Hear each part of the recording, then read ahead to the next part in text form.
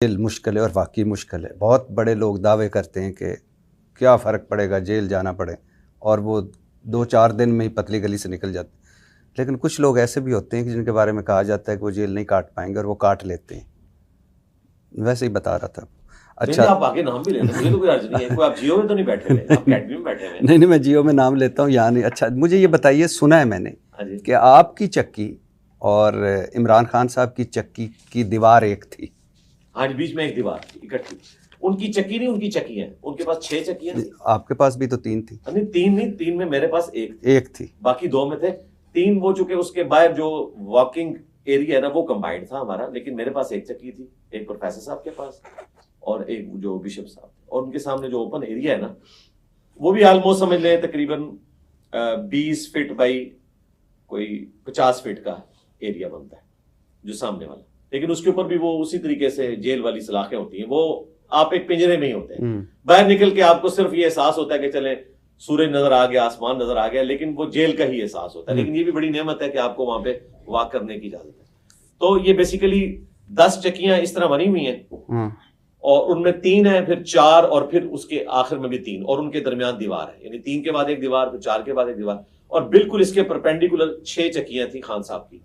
और जो बिशप साहब की जो चक्की थी ना, उसकी दीवार आखिरी दीवार थी, उसके परली तरफ उनकी चक्कियां परपेंडिकुलर शुरू हो जाती थी और बीच में एक दीवार थी।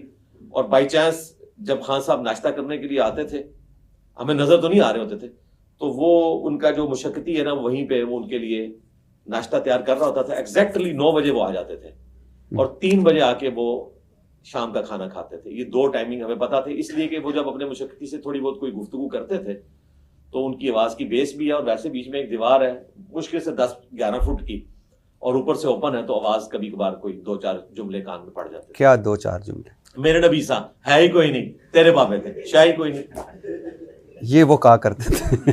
नहीं, वैसे मैं वैसे पूछ रहा हूँ, कोई एक आध जुमला ऐसे। हाँ, नहीं, वो क्रिकेट को डिस्कस कर रहे होते थे।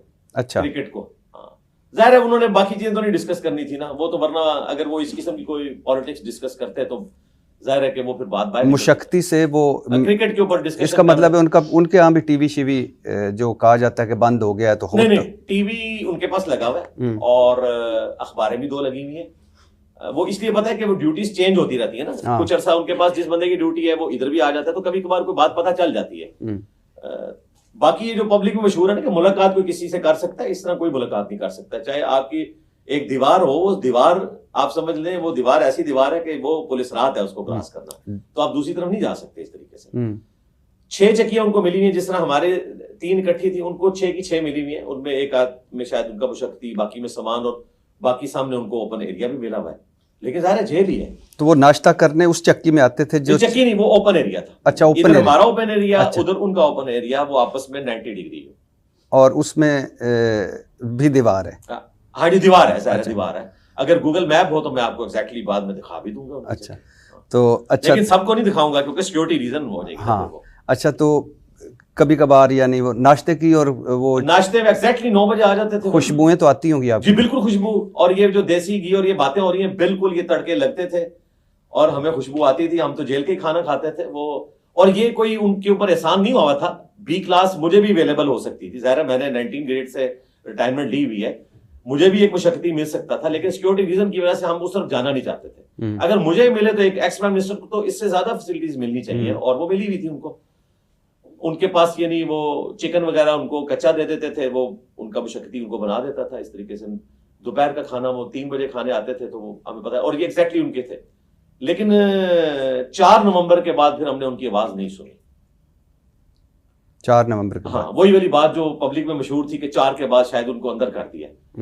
तो चूंकि मैं टीवी भी देख रहा था तो मुझे भी खदशा पड़ा कि कोई ऐसी हरकत हुई है। लेकिन फिर वो वहां पे एक बंदा जो ड्यूटी पे था, मैंने उससे फिर रिक्वेस्ट की कि यार मुझे ये जरा कंफर्म करके बताओ।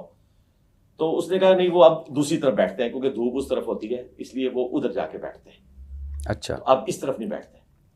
तो वो फिर कंफर्म हो गया, बाद में कंफर्म हो गया। वो ये जो मशहूर किया हुआ ना कि उनको जनाब वो बाहर नहीं निकलने देते, फजर के बाद ये एसओपी है, हर बंदे की चक्की खुलनी ही खुलनी है, इसको कोई बंद कर ही नहीं सकता।